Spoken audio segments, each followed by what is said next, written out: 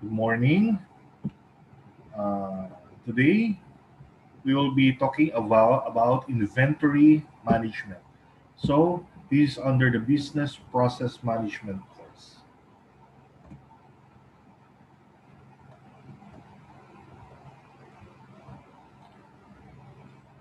Before we formally proceed, let me just have a brief outline of our objectives. It says here at the end of this session, the student or you will be able to understand what is inventory management. You will also be able to describe how inventory management works, enumerate the key stages on inventory management, explain why inventory management is important, and lastly, you should be able to identify inventory management methods and techniques. First of all, before we understand inventory management, let us just first define what is inventory. It says here, inventory is the goods that your company handles with the intention of selling. It might be raw materials that you buy and turn into something entirely new, or it might be a bulk product, a complete product already that you break down into its constituent parts and sell separately. It could also be even something completely intangible, for example, software. So these are your inventory. Inventory management now is how you track and control your business inventory. This is bought, manufactured, stored, and used. So I repeat, it is how you control your business inventory as it is bought, kung kailan nabili, manufactured, stored, and used. So it says here, it governs the entire flow of goods from purchasing right through to sale. So this ensure that you always have the right quantities of the right item in the right location at the same time.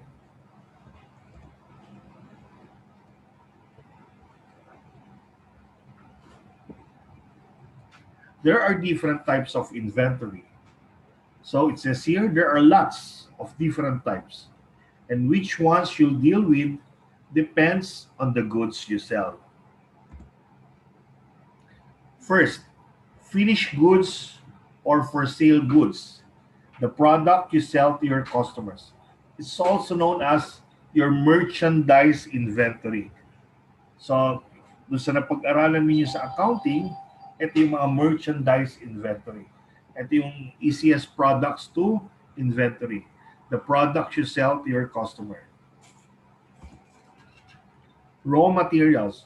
Of course, we mentioned that you will be tracking your inventory from the moment you bought them to manufacturing to selling, to handling and selling. So ito yung raw materials. You also have to maintain inventory.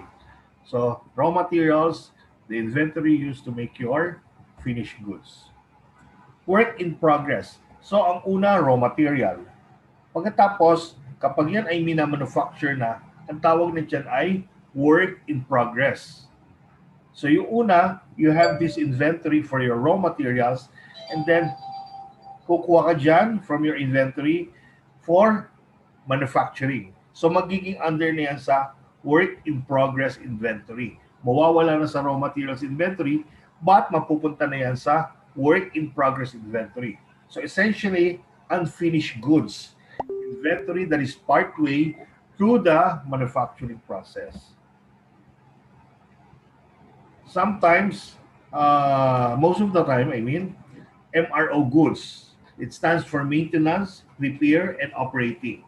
If we are doing manufacturing business, syempre, it entails equipment, machines, and other goods na equipment that needs maintenance, repair, and for operation. Now, this is the inventory used to support the manufacturing process. You have to maintain also inventory of all your equipment, materials, parts. For example, bigla nag-breakdown, parts na kailangang palitan agad para hindi ma-disrupt ang manufacturing process. You also have to maintain inventory of this. Kaya sabi dito, this is the inventory you use to support the manufacturing process. Safety stock. Yan. The additional inventory you keep in store to deal with supplier shortages or surges in demand. So kahit na meron kang maintaining inventory, meron kang safety stock para kapag nag-surge nga naman ang demand, meron kang ipo-provide. Kuha ba yun? So far, nakakasunod. Now, so we know we have defined inventory. We have already described the inventory management types of inventories. Now we move on to inventory management process. It says here, the inventory management process involves tracking and controlling stocks as it moves from your suppliers to your warehouse, then to your customers. So yun ang sinatawag natin inventory management process. From your supplier to you sa warehouse, and then to your customers. It says here there are 5 main stages to follow. Purchasing. This can mean buying raw materials to turn into products or buying products to sell on with no assembly required. Remember, kapag may business tayo, pwede naman tayong manufacturing business or pwede tayong buy and sell. So, retail business. So, kapag nag-purchase tayo, if we are having a retail business, ang ipapurchase natin, finished goods na. So, yun ang ating merchandise inventory. Kung tayo naman ay nagmamanufacture, so ang we buy raw materials. So, that is the first stage, purchasing. Now, for example, in manufacturing business, you already purchased, you already have bought your raw materials. Now you proceed to the production or manufacturing. So production says making your finished product from its constituent parts. Not every company will get involved in manufacturing. Wholesalers, for instance, might skip this step entirely. But of course, if you are a manufacturing firm, pwedeng maraming mga produkto yan, marami kang suppliers, and then you are going to just assemble it. For example, kunyari, yung malalaking mga manufacturing companies like yung automobile company, si Toyota, nag-i-import sila ng mga, if they are manufacturing here in the Philippines, actually manufacturing assembly. Hindi siya manufacturing but assembly. So nag-assemble siya, they get their parts differently. Perhaps some are locally made, some are Japanese made, perhaps most of them are China made. So different suppliers, different supplies of materials. Pagdating sa Pilipinas, so they just assemble and produce. Holding stock. Sabi dito, storing your raw materials before they are manufactured and your finished goods before they are sold. So yung holding stock mo, dapat meron ka rin sa yung warehouse, may particular portion, location doon, na wherein you hold your stocks. So, just imagine, kunyari nasa ano tayo, landers, or yung sa mga warehouse stores. Di ba? IKEA. Nandun na mismo yung kanilang mga inventory sa labas, doon sa kanilang floor. All you have to do is get one from the stocks na nandun. So, kunyari, meron doon mga linya para sa mga clothings, linya para sa mga food, etc. So, sometimes, andun na yung holding stock. But, kung ibang business mo, meron silang sariling warehouse where they hold their stock. Purchasing, production, holding, and then sales. So, ready na ang iyong finished material, meron ka ng merchandise inventory, all you have to do is sell your goods. So, getting your stock into customer hands and taking payment. So, hindi pa rin natatapos ang inventory management process. Kailangan kasi meron ka rin reporting. Businesses need to know how much it is selling and how much money it makes on each sale. So, mahalaga yung reporting. Kung ikaw ang may-ari ng business, gusto mo malaman ilan ba ang iyong ready ready goods for sale. Ilan ba ang nabenta mo? It could be daily, could be weekly, monthly. So you keep track of your business. So please remember the 5 process of inventory management, from selling to production, holding stocks, selling, and reporting. Sunod, let us move on. So bakit nga important ang inventory management?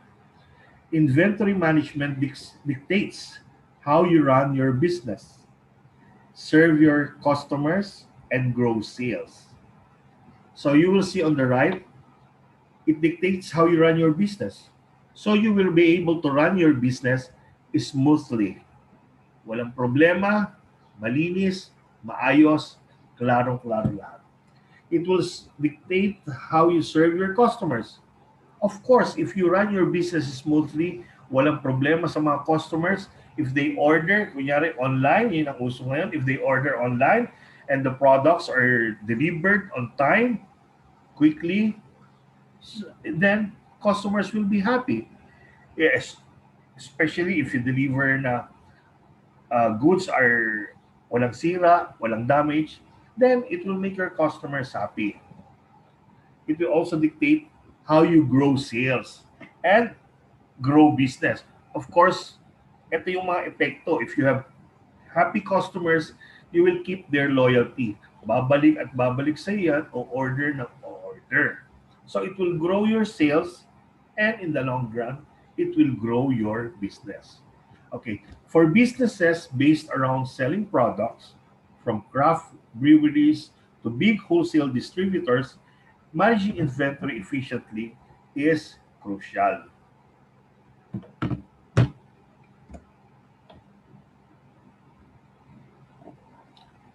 So, sabi lang dito, it will run your business smoothly. If your business doesn't manage its inventory properly, it will quickly fall apart. Ito yung mangyayari. Falling out of alignment with demand.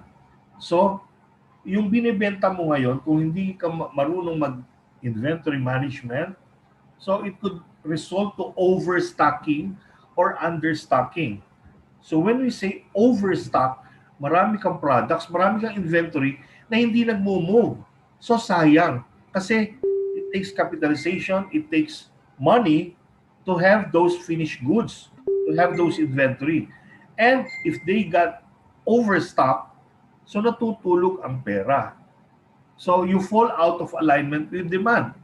So hindi na siya, wala nang demand for your products. On the other hand, pwede namang understock.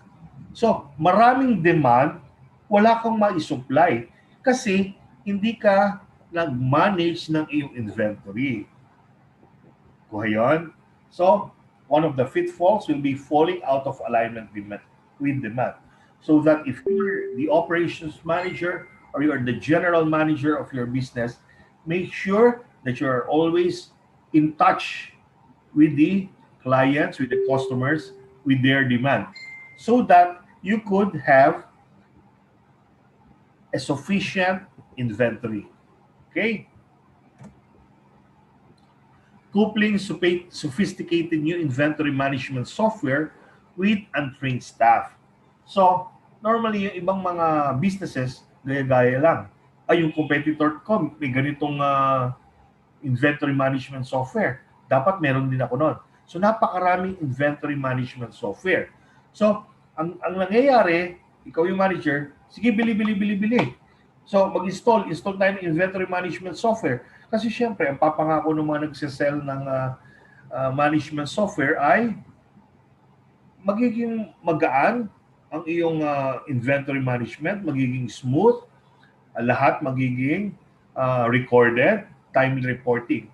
However, ang nagiging problema dito, untrained staff. So, bibili ka ng bili, so okay, meron kang sophisticated yung inventory management software. Samantalang yung gagamit naman, hindi mo na-train. So, sayang na naman yung inventory management software. So, kailangan i-consider din yon. Disorganization in the warehouse. Now, we're still talking of running business smoothly. So, just imagine, marking. Ano ba yung marking? Kailangan yan, isa-isa merong mark sa isang item. Ano bang, kung yan ay parts, kung yan ay finished product, ano ba yan? Kasi, yun yung hahanapin kapag nag-order na sa sales, di ba? Please give us this item. If they are properly marked, mas madaling hanapin. Label. Kailangan let's say, may marking yan, andun yung brand, andun yung type, andun yung price, etc. May label. So, kung yan ay i-store mo sa isang labeling and location, sa isang location, mas mainam. For example, for this display, yung storage, this portion of storage is devoted to, let's say, this type of goods. The other one is this type of good. So, clearly, parang ano yan, imagine naman agad natin ang grocery. So, wag ng warehouse. Ito lang grocery, ha? Marking, labeling, and location. Remember, where you do grocery, may mga, ano yan eh, may mga nakalagay. Milk products, beauty products, iba-iba. So, mas madaling makita kung saan. So, ilipat natin sa warehouse. Kung yan ay alam ang location, may labeling, may marking, mas madaling magiging proseso ng ordering and stock out. So, alam agad ng mga warehouseman kung ano-anong product yung kukunin, kung saan siya kukunin. So, mas mabilis ngayon ang movement. Reliance on manual counting to track what's in the store. Sometimes, or most of the time, this is time-consuming and prone to human error. So, nagkakaroon ng manual counting of stock. So, sometimes, kapag hindi, especially, hindi siya properly labeled or hindi mo alam ang location, mas mahirap tinatawag na manual inventory. And kung ang gagawin mo ay manual inventory, syempre naaapektuhan yung operations kasi nag-freeze ka na inventory. Gusto mo maging sure na what is reported is the same as your physical count.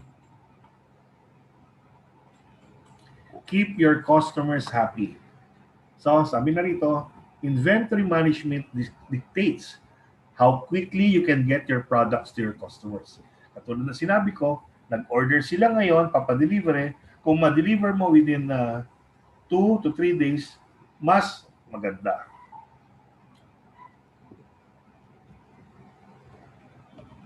How reliably you can fulfill orders. So, ibig sabihin, may order, tapos kulang-kulang naman yung i-deliver mo, hindi rin sila magiging happy. So, kailangan kung ano yung order nila, merong kang supply. Na-experience yun ba yung pupunta kayo sa department store? Kaya bili kayo ng sapatos. So, may nakita na kayo. Oh, gusto ko to. Meron kayong size na ganito. Tapos, para lang after a while, sabihin nung sales clerk, wala na po palang stock. So, ano feeling ng customer, ng isang customer? Di ba nakaka-frustrate? Nakakainis. So, ganun din yun. Kahit umorder ka sa isang food, kumbaga fast food, can you please give me this, let's say, champ burger? Sabihin sa'yo, ay sorry, discontinued na pala yan. Eh, para kayo papunta ka ron, di ba? And it keeps your customers happy, how much visibility you can give your customers.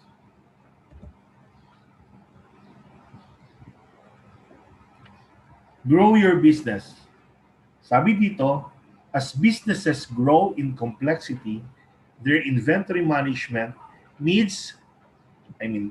management needs get more complex as well. When your business adds new product lines, hires staff, opens new production facilities, and grows customer base, the organization of materials and stock will get harder. So that makes it important to get control over your physical inventory from day one if you plan on scaling. Rapid growth tends to bring a lot of time-consuming tasks.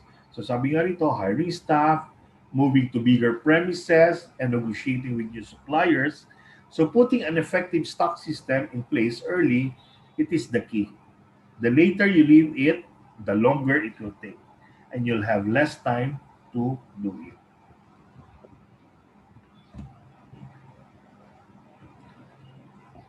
There are many inventory management methods and techniques. So no matter the size of your business, employing some of these common inventory management techniques can be a great way to take control of your stocks. Number one, just-in-time inventory. It says here, JIT involves holding as little stock as possible. Holding as little stock as possible. It negates the costs and risks involved with keeping a large amount of stock on hand. So to avoid overstocking, ito yung just-in-time inventory na ina-approach. So further, the method allows companies to save significant amounts of money and reduce waste. So by keeping only the inventory they need to produce and sell products. So itong approach na to, sinasabi, reduces storage and insurance costs, as well as the cost of liquidating or discarding excess inventory. However, just-in-time inventory management can also be risky. No? If demand unexpectedly spikes, bigla nagkaroon ng high demand.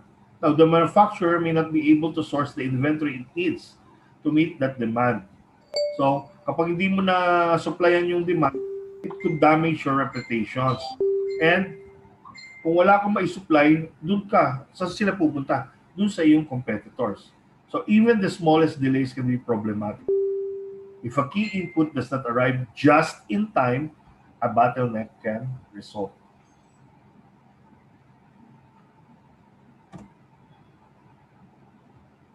Next, ABC inventory analysis. This technique aims to identify the inventory that is earning you profit by classifying goods into different tiers. So, ito, nagkakaroon siya ng category A, category B, or category C. So, inventories are classified into three. Sabihin natin yung category A, it represents yung high value and low quantity goods. Ito yung mamahalin na mga products, pero konti lang ang mini-maintain mo. Kasi hindi ka pwedeng mag-maintain ng mamahaling products. So, they are considered category A. Category B represents moderate value and moderate quantity goods. At yung category C, it represents low value and high quantity goods. So ito yung madalas na nabebenta kasi mura lang siya, so kaya-kaya siya ng mga clients. So each category can be managed separately by an inventory management system. Ang importante lang ay to know which items are the best sellers para you can keep quantities of buffer stock on hand. For example, more expensive category A, it means it may take longer to sell, but they may not need to be kept in large quantities. So, isa sa mga advantages of ABC analysis is that it will provide better control over high-value goods. However, a disadvantage is that it can require a considerable amount of resources to continue analyze the inventory levels of each item. So, kailangan mong mag-analyze. Ano ba yung mabenta o ano ba yung hindi. Drop shipping. A method where a store doesn't keep the product itself in stock. Instead, when a store sells a product, it purchases the item from a third party and has it shipped directly to the customer. So it also says that it is a retail fulfillment method. So yung store, hindi na siya nagkikip ng product na binibenta niya. So when a store sells a product using drop shipping, so bibili na lang niya sa third party. And then from there, papadeliver. So ito yung ginagawa ng mga, siguro Shopee, Lazada, they just maintain some inventory for them, but most of the items are sourced from the suppliers. So when the order is given, so they forward it to the seller, and then the seller will instead deliver it. Or pwede rin from the seller, ship to them, and then they will, if they have stocks on hand.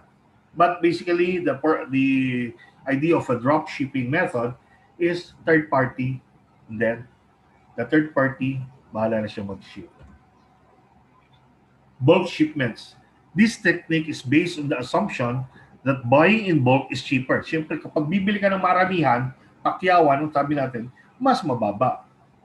The method, however, is great if a business is sure that their products will sell, but can pose challenges when demand suddenly changes. Oo, bibili ka ng maramihan, nakamura ka. Kaya lang, biglang ang demand, iba na. Especially ito sa mga yung fads, fashion clothes, accessories. Ano yan eh? Kumbaga, depende yan sa timing. Thank you very much for attending. Hope to see you again next meeting.